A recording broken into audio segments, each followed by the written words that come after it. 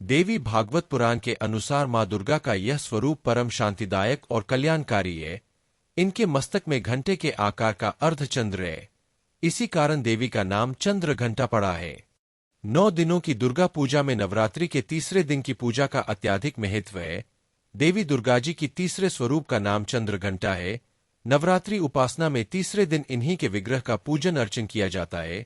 देवी भागवत पुराण के अनुसार माँ दुर्गा का यह स्वरूप परम शांतिदायक और कल्याणकारी है।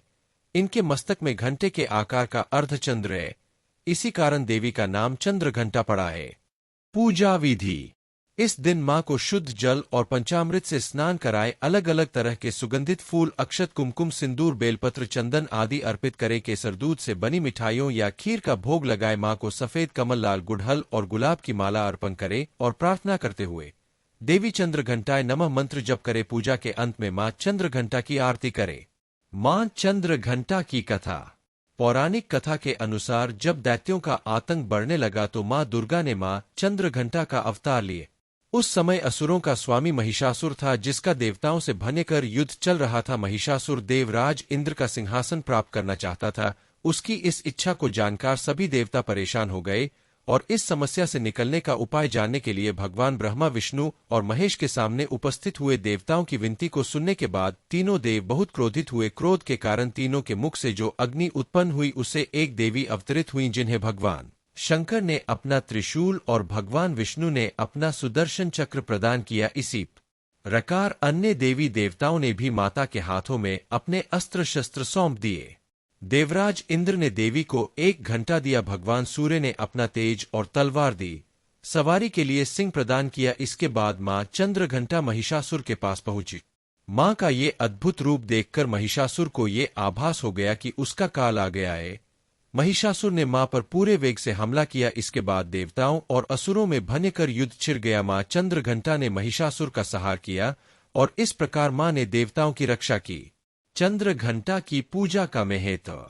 मां चंद्र घंटा का ध्यान धारण करने से भक्तों को सांत्वन, सुख और शांति की प्राप्ति होती है और इनकी पूजा से भक्तों को आत्मिक उन्नति और समृद्धि की प्राप्ति भी होती है।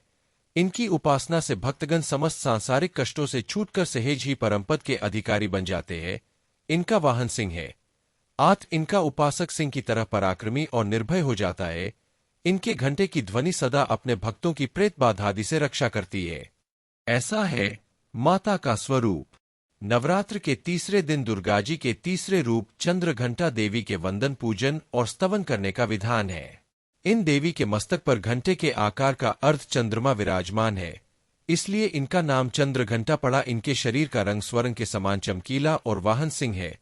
इस देवी के 10 हाथ माने गए हैं और ये कमल, धनुष, बाण, खड्ग, कमंडल, तलवार, त्रिशूल और गदा आदि जैसे अस्त्र और शस्त्र से सुसज्जित है। इनके कंठ में श्वेत पुष्प की माला और शीर्ष पर रत्नजलित मुकुट विराजमान है। माता चंद्र घंटा युद्ध की मुद्रा में विराजमान रहती है और तंत्र साधना में मणिपुर चक्र को नियंत्रित करती है।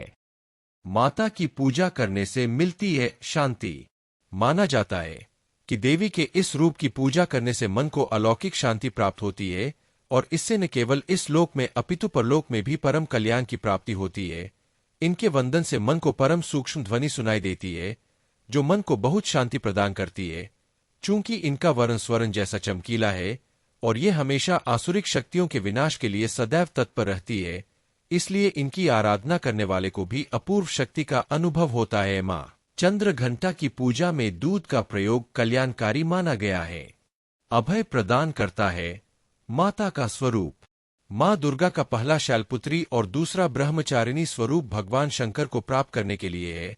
जब माता भगवान शंकर को पति रूप में प्राप्त कर लेती है, तब वह आदिशक्ति के रूप में प्रकट होती है और चंद्र घंटा बन जाती है। देवी पार्वती के जीवन में तीसरी सबसे बड़ी घटना के रूप में उनको प्रिय वाहन वाघ प्राप्त होता है। इसलिए माता बाघ पर सवार होकर भक्तों को अभय प्रदान करती है।